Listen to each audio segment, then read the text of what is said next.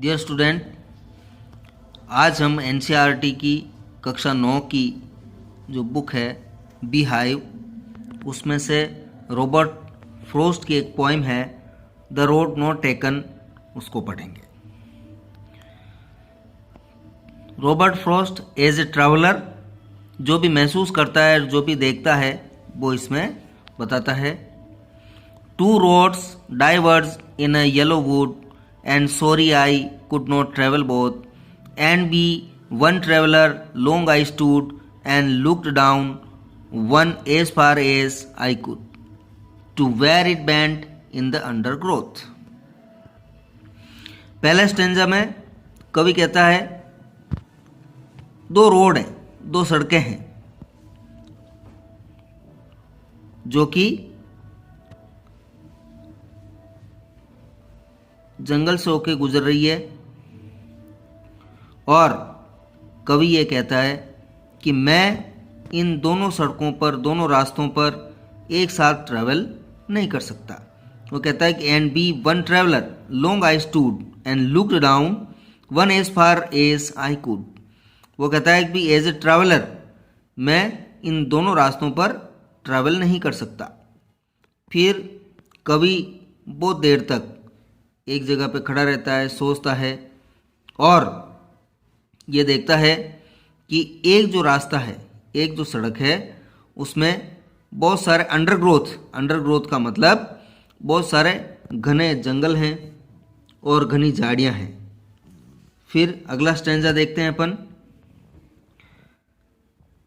Then took the other just as fair and having perhaps the better claim because it was grassy and wanted wear, though as for that the passing there had warned them really about the same।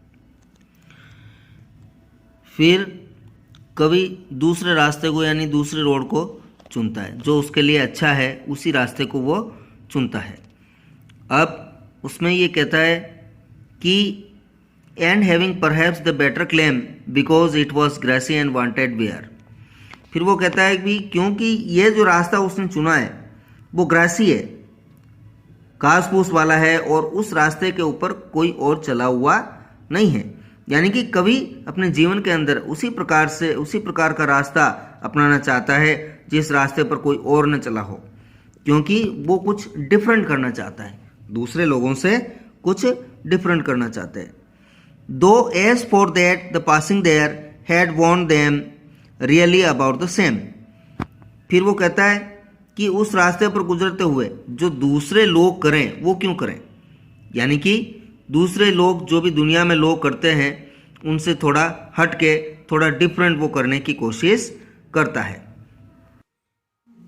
And both that morning equally lay in leaves, no step had trodden black।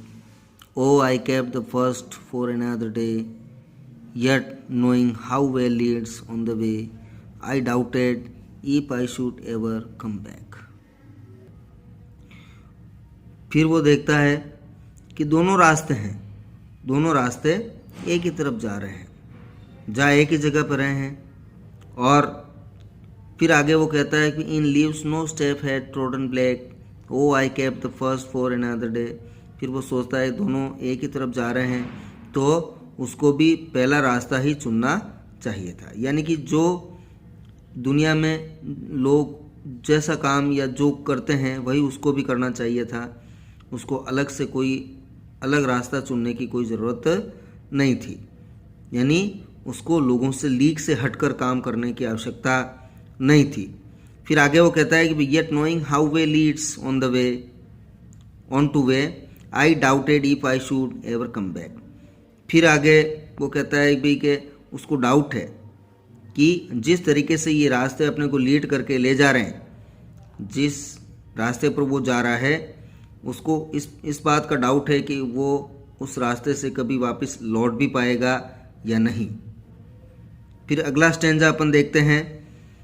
I shall be telling this with a sigh somewhere ages and ages hence and two roads diverge in a wood, and I took the one less traveled by, and that has made all the difference. फिर last stanza में कवि कहता है कि I shall be telling this with a sigh, somewhere edges and edges hands, two roads diverged in a wood, and I took the one less traveled by, and that has made all the difference. फिर कहता है कि कई सालों बाद भी वो कह सकता है, वो यानी कि इन फ्यूचर में, भविष्य में भी वो कह सकता है कि दो ऐसे रास्ते थे और उन रास्तों में से उसने वो रास्ता चुना जिस रास्ते पर बहुत कम लोग चलते हैं। उसने ऐसा पथ चुना, ऐसा रास्ता चुना जिस रास्ते पर बहुत कम लोग चलते हैं, और उसी रास्ते को चुनने के कारण, उसी जीवन को चुनने के कारण उसके जीवन के अंदर इस प्रकार से डिफरेंसेस आए हैं, इस प्रकार से परिवर्तन हुआ है। यानी कि ये कविता जो है, इस कविता के अंदर, इस पोएम के अंदर कवि ने यही चीज़ बताई है कि हमें जो भी इस संसार के अंदर हमारे आसपास, हमारे जो भी अड़ोस पड़ोस में जो भी कर रहे हैं लोग, उनसे थोड़ा हट के, लीक से हटकर काम करना चाहिए। अगर हम लीक से हटकर कोई काम करते हैं तो उसको लोग बाग लंबे समय तक भविष्य में भी याद करते हैं। ठीक है, ओके।